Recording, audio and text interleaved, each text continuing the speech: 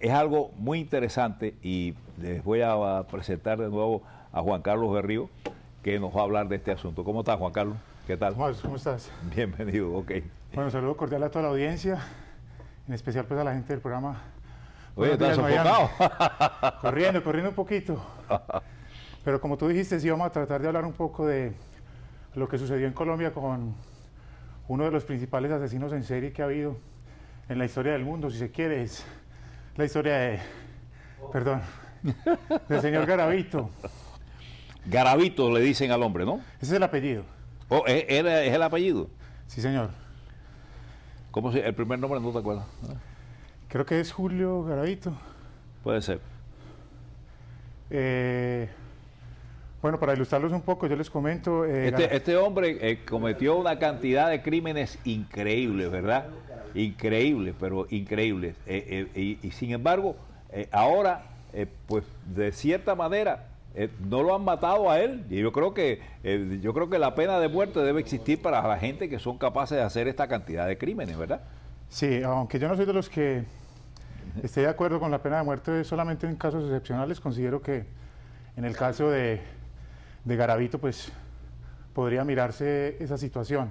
Para ilustrar un poquito a la gente, quiero decirles que el señor Garavito era un maestro de escuela. Digamos que en sus años jóvenes tuvo muchísimos problemas emocionales. A él se le han hecho varias entrevistas ya en el reclusorio donde se encuentra, y él ha hablado pues de los profundos complejos que tenía cuando era niño. Ya cuando se convierte en profesor, pues él empieza a conocer muchos niños y descubre que hay niños muy marginales, niños pobres, en las ciudades donde se desenvolvía, porque él se movió básicamente por el centro del país, en Colombia, en la zona cafetera. Entonces, él veía que los niños pobres pues pedían limosna o repartían confites, y él los engañaba, les decía que les iba a dar un dinero, que los iba a invitar a tomarse algo, y los niños pues pobres y un poquito ingenuos se iban con él. Así fue que en un lapso de unos 10 años más o menos, este hombre mató más de 120 y pico de niños. ¿Pero por qué hizo eso? O sea, a él se le ha entrevistado en la cárcel, y como te digo, lo más aberrante de tratar de entender a este asesino es que él en este momento se compara como con un grupo ideológico, como la misma guerrilla, y está pidiendo un diálogo con el gobierno. Él dice que si a él se le rebaja cierta parte de la pena, él puede recordar dónde hay otras tumbas o dónde yacen otros cadáveres que él asesinó. O sea, que mató más todavía. Sí, hay un punto donde, por ejemplo, ha matado tantos o mató tantos que perdió la memoria. Y tú sabes el sufrimiento de los familiares que consideran que su hijo está desaparecido, pues quieren darle cristiana sepultura. Entonces creo que alrededor de 20 o 25 cadáveres todavía no han sido encontrados, y se le ha dicho a él que recuerde, que trate de confesar dónde están esos cadáveres, pues obviamente para enterrarlos. Pero él ha puesto ese límite diciendo: yo puedo recordar dónde están los otros cadáveres, dónde están las otras fosas donde enterré a los niños que asesiné, pero yo quiero que el gobierno negocie conmigo, que se me rebajen las penas. Entonces me parece pues risible que un asesino de este tipo, considerado uno de los peores predadores del mundo, pues esté diciéndole esto al gobierno, ¿no? Tratar de llegar a algún tipo de negociación. En Colombia no hay pena de muerte, ¿verdad? Hasta el momento no ha habido, pero han habido casos, usted, tan aberrantes que la sociedad colombiana, el gobierno en general, pues ha tratado de pensar en hacerla legal, la pena de muerte. Recordemos que hace tampoco, unos 2 meses, también un padre de familia secuestró a su propio hijo y mandó a un delincuente a que lo asesinara. Después se descubrió que el padre era el que estaba tras todo este movimiento en el secuestro, y después el padre en la cárcel confesó que él mismo había dado la orden de matar a su propio hijo. Entonces la sociedad se ha conmovido y ha dicho: ¿qué es lo que está pasando con nosotros? ¿Cuál es la solución? ¿Será que tenemos que llegar a aprobar la pena de muerte, como ya se hizo en México, como se hizo en Estados Unidos, como se ha hecho en China, en Japón y en otras naciones que han considerado que la pena de muerte... Creo que la pena de muerte debe de existir siempre, porque es así: el que a hierro mata, a hierro muere. Lo mejor que podría hacer de verdad el gobierno de Colombia, la Cámara de Representantes, o sea, los que gobiernan en el país, es aplicar la pena de muerte en ciertos casos y matar a este sinvergüenza ya desde ahora mismo. Sí, Tomás, por ejemplo, yo quisiera hacer una reflexión. Existe un programa donde un médico psiquiatra recorre las grandes cárceles de los Estados Unidos, donde están, los depredadores sexuales, los asesinos en serie. Se llama índice de maldad. Este médico ha establecido un índice en términos de lo que es la maldad humana, y a medida que va conociendo un caso u otro de asesinos, pues los va poniendo en un escalafón. En este programa uno ha podido ver de personajes acá en este país, quizás como por ejemplo fue el carnicero de Milwaukee, que todos recuerdan, que cercenaba a sus víctimas, las guardaba en el refrigerador y en algunos momentos con cadáveres muertos, perdón la redundancia, pues tenía sexo con ellos. El tipo lo cogen por el hedor que despelía la casa, lo llevan a la cárcel, lo condenan a la pena capital, pero los mismos reclusos lo matan. También hay casos, por ejemplo, de un hombre que es juzgado por asesinar niños. El juez le dice, te voy a condenar... Eso ha pasado aquí en Estados Unidos. Estamos hablando de Estados Unidos. Te voy a condenar a la pena de muerte por todo el mal que le has procurado a la humanidad, cómo matas niños, cómo los esperas a que salgan de la escuela, te los llevas, los engañas y luego los asesinas. Y el tipo dice, yo soy tan malo, me siento tan malo que si usted no me da la pena capital, sino que me la cambia por una cadena perpetua, yo me fugo de la cárcel y sigo matando porque yo no puedo parar de matar.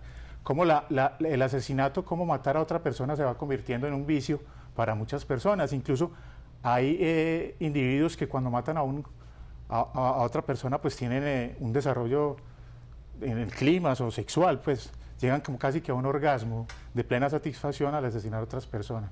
Entonces en este índice de maldad se habla de los grandes asesinos en serie, pero este índice de maldad del que yo hablo y el que quisiera referirme para establecer un escalafón de realmente los asesinos y los personajes malévolos del mundo, también incluye los asesinos de guerra, también incluye los asesinos a sueldo. Unos lo hacen por dinero. En el caso del médico, él dice, aquel que mata por dinero es peor que el que mata porque tiene una situación psicológica, sí, claro, ¿no? Claro, porque aquel quizás fue castigado cuando niño, porque aquel quizás fue violado por su padre o no tuvo un hogar en el que pudo convivir.